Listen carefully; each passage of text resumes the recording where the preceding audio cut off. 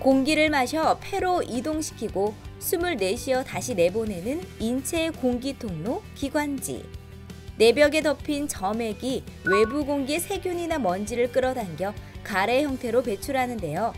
여기에 문제가 생겨 세균이 번식하면 기관지에 만성 염증이 생기고 늘어나는 기관지 확장증으로 발전하게 됩니다.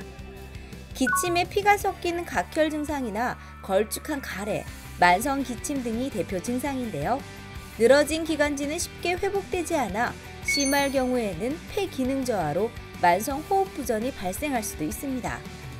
건조한 공기와 바이러스 감염 등으로 호흡기 질환이 많아지는 요즘, 더욱 눈여겨봐야 할 질환, 기관지 확장증에 대해 알아봅니다. TBC 클리닉 건강 365 오늘의 주치 호흡기내과 전문의 박순효 교수님과 함께하겠습니다. 안녕하십니까? 안녕하십니까? 예.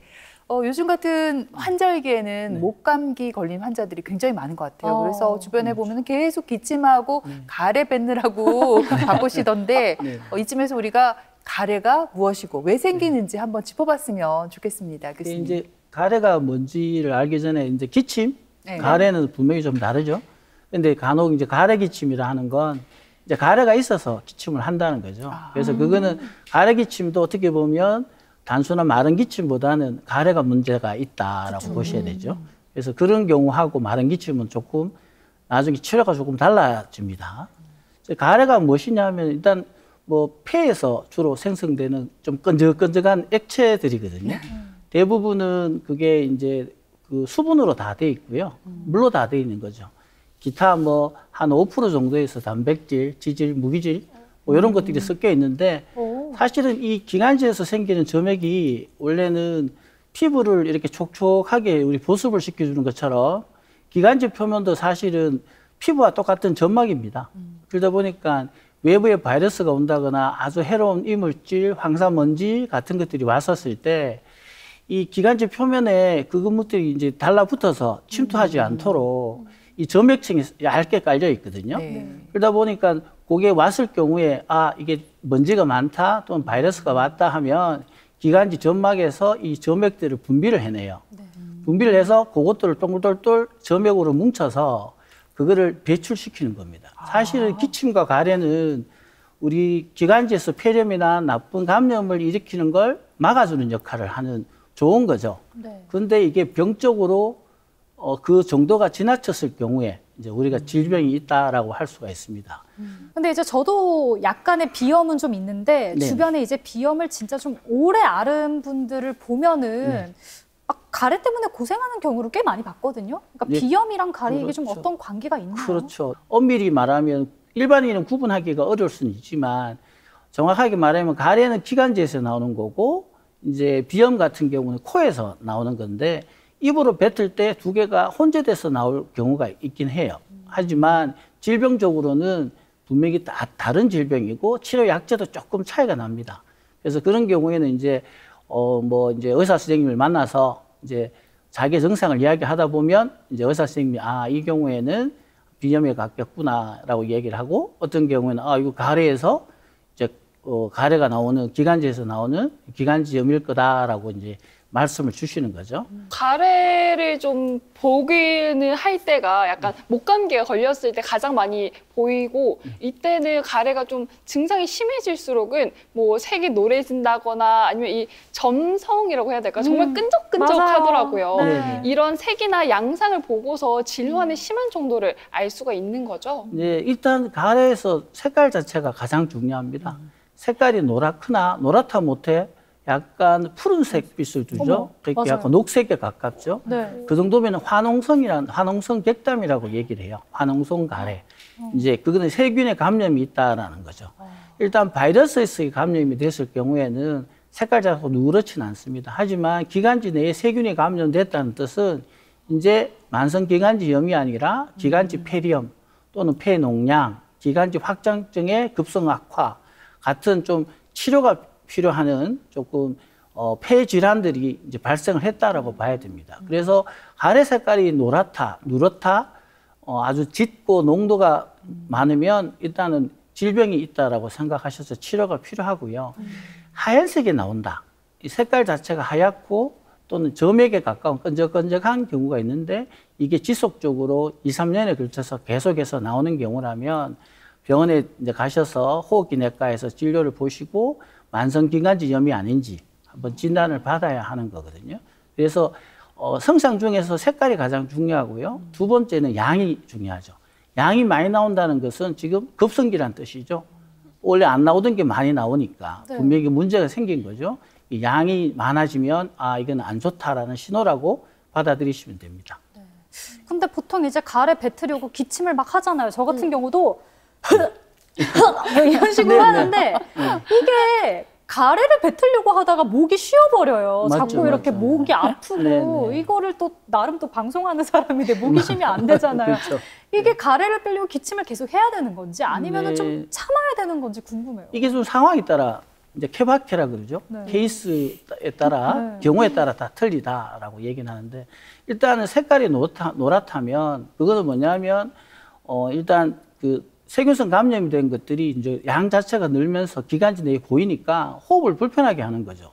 공기가 드나드는 그 기관지를 이래 아주 짙은 농도의 안 좋은 가래가 그걸 메워버리니까 공기를 지나다닐 때 그 가래가 방해를 하는 거니까 네. 호흡도 답답하고 자꾸 가래가 끓는 소리가 이제 나게 되는 거죠.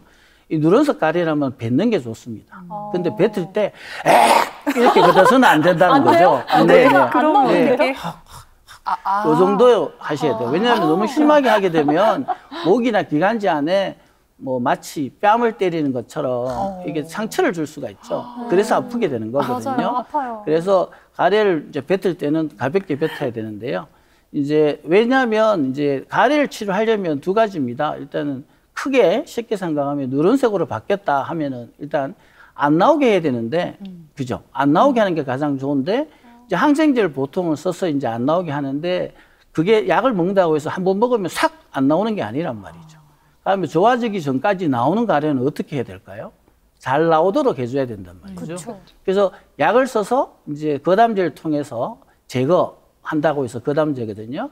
가래들을 이왕 생기고 있는 가래들을 자꾸 제거를 해줘야 되니까 그 제거하는 가장 좋은 방법이 내가 자가로 뱉어주는 게 가장 좋겠죠. 왜 뭐든지 고이면 썩게 되거든요. 네. 그래서 그 가래들이 안 뱉고 나서 썩는다고 생각하시면 어떻게 돼요? 싫어요. 점점 심해지겠죠. 네. 예, 그래서 걷어주고 치료하고 안 생기게 하고 그런 측면에서 일단 가래의 성상이 좋지 못하면 뱉어야 한다.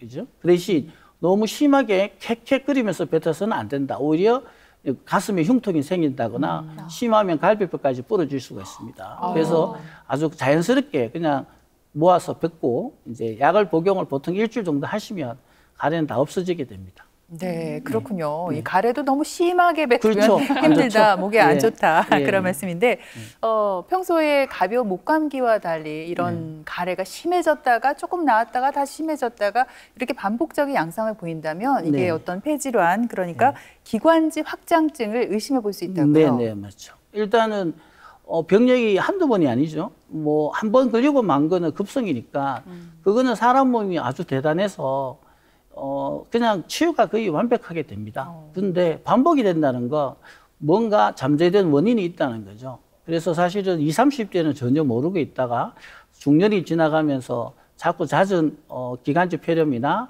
이런 가래들이 뭐 좋아졌다 나왔다를 반복을 한다면 호흡기내과를 가셔서 꼭 검사를 받아봐야 되는데요. 가장 중요한 거는 흉부 CT를 찍어보면 됩니다.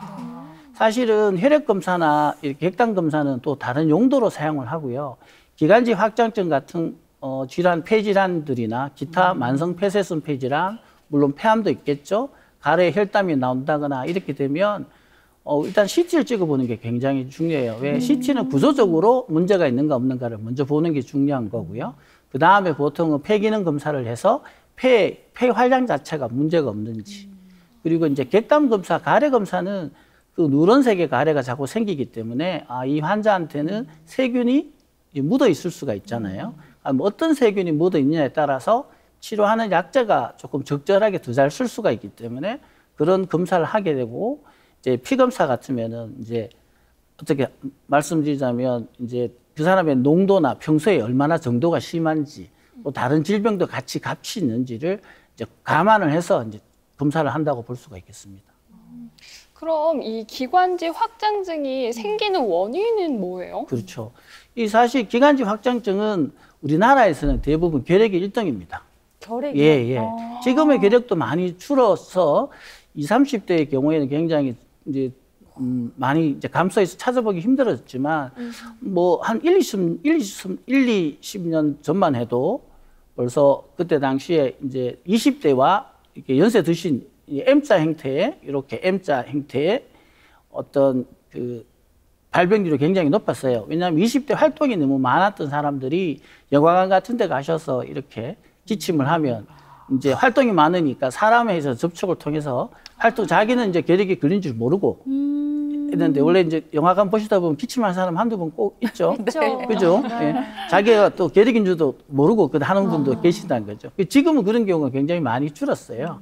그래서 지금은 결핵이 줄면서 20, 30대는 보기 좀 힘들고요. 연세가 드신 분들, 특히 옛날에는 이게 이제 홍역이나 백일해 같은 예방접종을 못 맞으신 분들도 굉장히 많아서 어릴 때 폐병이라고 어른들이 말씀하시는 폐병을 앓고 폐에 흉터가 많이 생기신 분들이 꽤 있어요. 그런 분들은 흉터가 생기면 낫질 않거든요. 폐는 망가지면 좋아지지 않습니다. 그러다 보니까 그걸 망가져서 아물면서 흉터가 생긴 상태에서 나이가 연세가 이렇게 드시다 보면 이제 기관지가 넓어지고 그만큼 점막의 재생 기능이나 이런 것들이 나빠지게 되면 이런 폐렴이나 이런 게 걸리면서 점점 더 안 좋아지게 되죠. 그래서 그런 과거에 알았던 어떤 흉터에 의해서 생긴 게 이제 기관지 확장증의 원인이라고 볼 수가 있습니다. 네, 앞에서 기관지 확장증의 주요 원인이 결핵이나 백일해라고 말씀해 주셨는데 이런 질병들 이제 거의 사라졌잖아요. 네네. 근데 우리나라에서 기관지 확장증 환자가 늘어나고 있다고 하거든요. 이게 왜 그런 건가요? 일단 뭐 예전에부터 이제 알고 있었던 여러 가지 폐병이 이제 아무래도 호흡기 질환들이 많이 생겨서 그래요. 그래서 기관지 확장증은 더 많은 것도 있고요. 예전보다도 사실은 우리나라가 이제 뭐 보험급여 정책이 전 세계에서 1위라고 저는 생각을 하거든요. 그래서 많은 분들이 CT를 찍음으로 해서 이 몰랐던 질병들을 미리미리 많이 찾아내기 때문에 기관지 확장증이 좀 더 많이 증가하는 걸로 이렇게 보이고 있거든요. 사실은 좋은 거죠. 병들이 있었던 거를 미리미리 이렇게 찾아내는 거니까요. 또 다른 말을 조금 하자면 기관지 확장증은 알고 보면 질병이 아닙니다. 그럼요? 사실은 폐에 생긴 염증이죠. 건강염려증. 예를 들면 이 증은 쉽게 말해서 신경증, 신경병이 아니죠. 그래서 이거는 그 자체는 상황이 생겨서 생긴 흉터고 문제가 생긴 거죠. 변형이 생긴 거죠. 그게 근데 장기적으로 봤을 때 가래를 못 뱉게 만드는 악순환을 통해서 기관지 폐렴이나 또 다른 폐렴, 환자의 호흡기 질환을 유발하는 원인으로 작용하기 때문에 문제가 되는 거죠. 그래서 정 상태가 가진 사람을 CT를 통해서 빨리빨리 진단을 해서 내 같은 경우에는 평소에 이런 가래를 좀 관리를 해야겠다.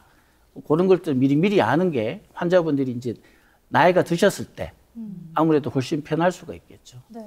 지금 기관지 확장증을 진단하는 방법이 이제 CT라고 말씀을 맞습니다. 해주셨는데 CT 이외에도 뭐 또 다른 검사들이 있을까요? 일단 CT가 가장 좋고요. 그리고 이제 가래 검사는 꼭 해야 합니다. 가래 검사요? 예. 가래가 이제 뭐 검사를 하자면 가래가 없는데요. 지금은 없습니다. 하지만 캐캐페트에서 침하고 조금만 섞여도 그 안에 균주가 나오고 균을 이제 배양을 시키거든요. 2주 정도 지나면 그 안에 세균이 배양이 됩니다.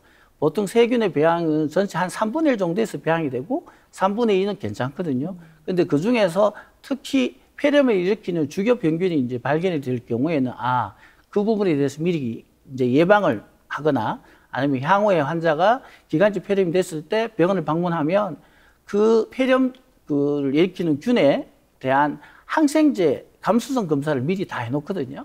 그래서 그걸 딱 보면 이 약을 쓰면 없앨 수 있어요. 그래서 뭐 작게는 3일, 많게는 뭐 일주일만 먹으면 그냥 싹 좋아지게 할 수 있습니다. 그래서 객당 검사가 굉장히 중요하고 뭐 기타 뭐 폐기능 검사나 혈액 검사 같은 걸 할 수도 있습니다. 본격적인 치료에 대한 질문을 좀 드릴 텐데 기관지 확장증은 가래와 균이 일으키는 악순환이 문제다 이렇게 말씀해 주셨는데 그럼 가래와 균을 각각 관리를 좀 잘해야 되겠어요. 네, 그렇죠.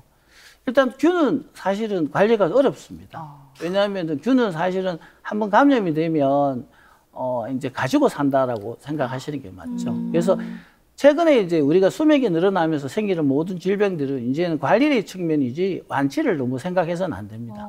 오히려 완치를 하는 것 자체가 너무 지나친 치료일 수가 있거든요. 완치가 되지 않고, 왜냐하면 사람이 살아있는 것 자체가 계속 이제 그런 다른 균에서 또 이게 한 균을 물리치면 또 다른 균에 의해서 감염이 될 수가 있으니까요.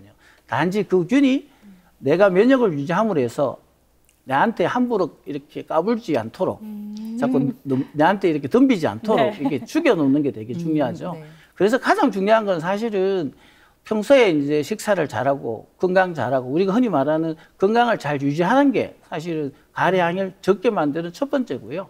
이제 두 번째는 가래를 잘 뱉어야 합니다. 특히 평소에 이제 가래가 많으신 분들은 꼭 병원에 가셔서 그 질병을 찾아야 될 필요가 있거든요. 흉부 CT는 당연히 찍어봐야 될 거고요.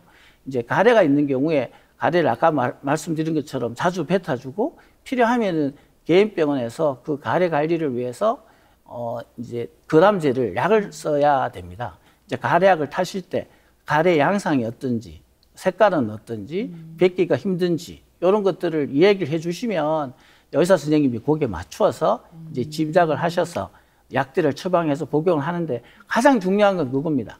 복용해 보시고 나서 효과 있는 약을 달라고 하시는 게 가장 좋은 현명한 방법이라고 할 수 있습니다. 네. 지금 가래를 잘 뱉는 것도 정말 중요하다 이렇게 얘기를 해주셨는데 사실 우리가 이렇게 몸속을 볼 수 있는 게 아니잖아요. 내가 가래 다 뱉었나 확인할 수 있는 것도 아니고 좀 잘 뱉어낼 수 있는 방법이 있을까요? 일단은 이제 보통은 가래가 생기면 기관지 확장증을 예를 들면 만약에 이제 양쪽 폐 하엽에 있다면 약간 엎드려 주는 게 훨씬 좋겠죠. 엎드려 주면 아무래도 가래를, 근데 봉이가 좀 흉측합니다. 왜냐하면 엉덩이를 이렇게 쳐들고 이렇게 머리를 앞쪽으로 쑥 내밀어야 되니까 바닥을 붙여야 되니까 좀 보기가 요가 자세 같을 것 같아요. 예. 그런데 요가는 그래도 엉덩이도 붙이고 하지만 여기도 엉덩이를 번쩍 들고 이 상체를 숙여서 이렇게 엎드려 뻗쳐 자세인가요? 네, 엎드려 뻗치기보다는 뭐 무릎 꿇고 뭔지 알겠어요. 무릎을 꿇고 우리 절할 때 절한 상태라고 보시면 돼요. 네네네, 이해했습니다. 예. 그런 상태에서 이제 하는데 누가 등 뒤에서 이렇게 손 모양을 이렇게 해서 체입법을 해서 팡팡 이렇게 톡톡톡 이렇게 쳐주면 이게 소리가 꽝꽝 울리면서 이제 가래들이 이렇게 막 뱉어지겠죠. 그래서 뭐냐면 간단한 거예요. 서가 있으면 가래가 아래쪽에 고여있던 걸 숙여주면 되는 거죠. 그러면 왼쪽에 한쪽에 있는 경우에는 어떨까? 이게 한쪽에 왼쪽에 있다? 왼쪽에 있으면 왼쪽을 위로 하면 됩니다. 옆으로 누웠을 때 이제 오른쪽을 아래로 하고 왼쪽을 위로 놓고 상체를 약간 숙여주면 가래가 흘러가겠죠. 그래서 대부분은 하엽에 많이 생기기 때문에 엎드리는 걸로 충분한데요. 간혹 뭐 오른쪽이 더 심하다, 왼쪽이 더 심하면 심한 쪽을 위쪽으로 중력을 생각하면 그리고 덜 심한 쪽, 건강한 쪽을 아래쪽으로 두면 대부분 가래를 배출하는데 도움이 되는 체입법이라고 볼 수 있습니다. 이 요가 자세는 집에서 하는 걸로 하고 그렇죠. 제가 얼핏 생각을 해봤을 때는 이게 오래 묶여있는 거면 아래에 있는 거니까 좀 두드리거나 아니면 좀 치거나 하면은 좀 잘 빠져나올 것 같아요. 스스로.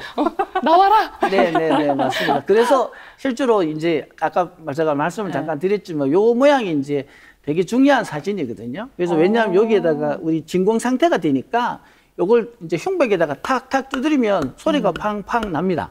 그때 그 팡팡 거리는 그것 때문에 이제 이게 딱 전해지거든요. 그래서 사실은 이게 등 뒤쪽을 너무 세게 말고 살살 그냥 톡톡 두드리면 팡팡 소리가 나는데 생각보다 아프진 않아요. 왜냐하면 그중에 공기압이 이제 흉벽에 전달되기만 하면 그 자체로 기관지에 떨림이 생기겠죠. 그러면서 가래가 이제 툭 떨어지고 이게 또 중력을 아래쪽에 있으면 더 밑으로 잘 나오게 되겠죠. 그래서 체입법을 쓰시는 게 좋거든요. 특히 그런 거는 집에서 출근하기 전에 또는 아침에 일어나서 같이 하는 게 가장 좋습니다.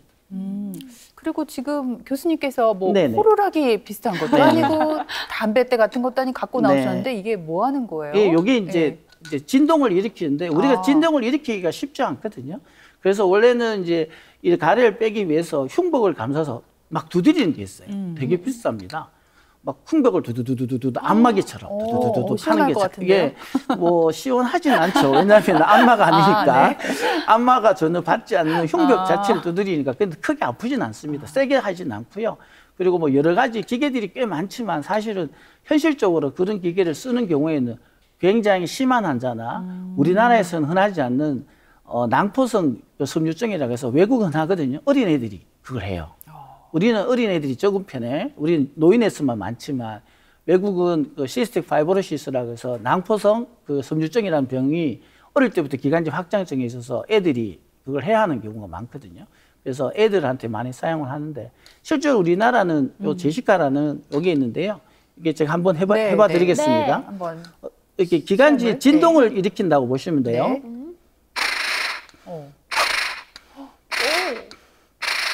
이게 푹푹푹푹 이렇게 소리가 나죠. 네. 그렇게 되면은 나도 모르게 이 흉벽을 따라서 기관지로 이게 계속 그 미세한 진동이 두루룩 두루룩 진동이 됩니다. 그러면은 붙어있던 가래가 기관지 벽에서 떨어지는 거죠. 네.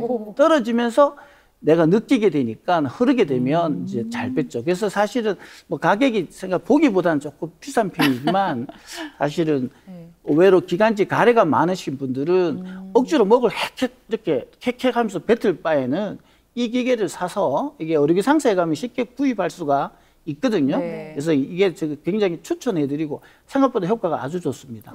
예, 이게 그래요. 유용합니다. 네, 사실은. 우리 어르신들 계신 집에 가래 네네. 뱉기 힘드시면 하나쯤 그렇죠. 선물해 드려도 해도 됩니다. 예, 괜찮을 것 같아요. 예. 예. 그리고 또 이 기관지 확장증을 예방하기 위해서 어떤 세균 관리도 중요할 것 같은데 네. 혹시 백신으로 예방 접종을 하고 뭐 그런 네. 걸 말씀하시는 건가요? 그렇죠. 해야죠. 왜냐하면 사실은 독감도 그렇고 코로나도 그렇고요. 그게 걸리고 나면 사실 독감, 코로나로 사망하기보다는 그런 바이러스 질환이 지난 이후에 기관지 안에 있던 세균이 다시 이제 나빠지면서 폐렴이 생기는 거죠.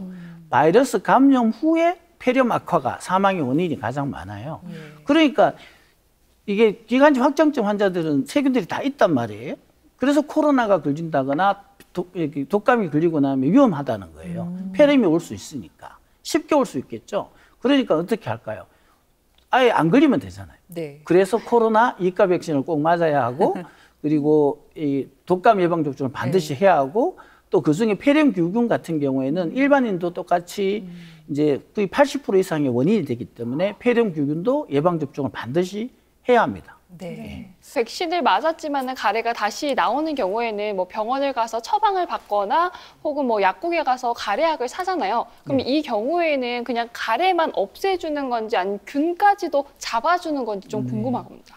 그래서 아까도 말씀드렸듯이 거담제는 가래 자체를 제거하는 데 목적이 있는 겁니다. 그래서 항생제처럼 균 자체를 죽이는 건 아니거든요. 네. 그래서 일단 가래 색깔이 화농성으로 바뀌어서 누렇게 바뀌었다 하면 일단 가래 제거만으로는 안 됩니다. 항생제를 복용을 해야 하거든요. 그런데 이제 거담제 자체만 먹고 복용을 하고 이제 누런 가래가 좋아질 거라 생각하시면 그건 오산이 되는 거죠. 그래서 가래 색깔이 누렇게 바뀌고 양이 많아지면 지금껏 복용하고 계시던 거담제는 계속 드시고 복용을 하시고 다시 그 병원에 방문을 하셔서 추가적으로 그 양상을 얘기하셔서 항생제를 처방받으셔야 합니다. 네, 지금 뭐 기관지 확장증이 심해지면 항생제 처방도 가능하다 하셨는데, 네. 근데 항생제 네. 먹을 때 또 주의할 점이 있다고요. 내성이 생길 수가 있잖아요. 네, 있죠. 그래서 실제로는 아까도 말했듯이 균이 있다는 게 굉장히 중요하고요. 네. 그리고 만성적으로 기관지 확장증이나 만성 기관지염 이런 환자들 경우에 가래가 평소에도 있는데 색깔이 약간 하얀색이면서 점액이 있는 경우거든요. 그 경우에는 항생제를 너무 남용을 하게 되면 아까 좀 전에도 말씀드렸듯이 내성이 생겨버리게 돼요. 그래서 항생제 처방을 받으실 때는 항상 그 의사 선생님과 상담을 꼭 하시고 받으셔야 해요. 왜냐하면 무조건 먹으면 좋다. 좋아지는 건 맞지만 뭐든지 과유불급이라 너무 지나치면 아니한만 모자란만 못하다 하는 말이 똑같거든요. 그래서 항생제도 필요할 때 쓰기 위해서 좀 아껴둬야 하거든요. 그래서 꼭 필요할 때 복용을 하셔야 되고 꼭 필요한 시기는 의사 선생님과 같이 상의를 해서 복용하시는 게 추천을 드립니다. 네, 목에 좋다는 또 여러 가지 민간요법이 있잖아요. 뭐 배를 끓이고, 뭐 도라지를 끓이고, 정말 많은데, 근데 실제로 또 효과가 조금은 있더라고요. 네네. 근데 뭐 교수님께서 추천하실 만한 그런 요법들이 또 있는지 궁금하거든요. 뭐 도라지, 배, 쑥 네. 뭐 네. 많죠. 네. 좋은가요? 아니요, 뭐 일단 도움이 된다고 네. 생각은 합니다. 근데 예를 들면 원인도 모르고 그냥 도움된다고 하는 건 의미가 없다는 겁니다. 그래서 뭐 기왕이면 이제 양방에 가면 일단 한방이라고 해서 굉장히 싫어하시는 의사 선생님들이 많긴 합니다. 하지만 제 생각에 양방이든 한방이든 사실은 둘 다 도움을 받을 수 있으면 도움이 되면 하시면 되거든요. 근데 그냥 그런 도라지와 쑥, 배 색깔은 누렇게 바뀌어서 세균성 감염이 되는데 그걸 이제 도라지하고 배하고 쑥 이렇게 해서 하고만 있으면 제거만 해서는 안 되니까. 그죠? 그래서 도움 된다면 저는 하셔도 된다고 봅니다. 하지만 본인의 원인이 가래가 많이 나오는 원인이 이게 기관지 확장적인 건지 아니면 만성 기관지염이나 다른 질병에 의한 건지 확인을 하시는 게 가장 중요할 것 같습니다. 네, 그래요. 이 겨울철에는 사실 난방을 해서 실내 공기가 건조하잖아요. 네네. 그럼 뭐 감기나 비염 환자들이 더 늘어날 텐데 네. 이 실내 적정 습도를 유지하는 게 중요하다고 네, 들었어요. 맞습니다. 이 습도를 어떻게 좀 관리하면 좋을지 팁이 네, 있으면 알려주세요. 네. 일단 뭐 예전에 가습기를 많이 이제 쓰시죠. 네. 이제 가습기를 쓰면은 이제 아무래도 약간 끓이는 방식이 훨씬 더 낫긴 해요. 하지만 비싸게 사실 살 필요가 없습니다. 사실은 이유가 왜냐하면 여름에 우리 장마가 심할 때 제습기를 한번 써보셨는 분들은 아시겠는데 한 2시간만 틀어놔도 거의 한 몇 리터, 10리터에 가까운 물이 가득 모입니다. 그럼 반대로 가면 가습을 한다고 하면 그 제습기에 있는 물 양만큼을 줘야 내한테 촉촉하게 기관지에 될 수가 있다는 그렇죠. 거예요. 공기 중에 수분을 채우려면. 근데 그게 실제로 이게 겨울철에는 난방때문에 더워지면 수분 조절이 더 안 되게 되겠죠. 사실 그러다 보면 우리 세균성 감염이 되고 우리 가습기를 청소 안 하게 되면 더 문제가 더 될 수가 있습니다. 그래서 사실 가습은 그래서 예전에는 병원에 이제 텔레비에 드라마 보시면 꼭 이렇게 환자가 누워 있으면 가습기가 틀어져서 이렇게 전기가 딱 나오는 장면이 있는데 사실은 벌써 10여 년이 지났죠. 병원에는 가습기가 없습니다. 실제 가습기를 설치 못하게 합니다. 왜냐하면 오히려 2차 감염을 일으키는 원인이 되기 때문에 그렇습니다. 그래서 가습기는 보다는 가장 좋은 게 이제 실제로 수분을 먹는 겁니다. 물을. 근데 물을 많이 드시라 하면은 자꾸 많이 벌컥벌컥 드시는데 그게 아니고 조금씩 목과 코를 적실 정도로 자주 물을 드시는 게 굉장히 중요하고요.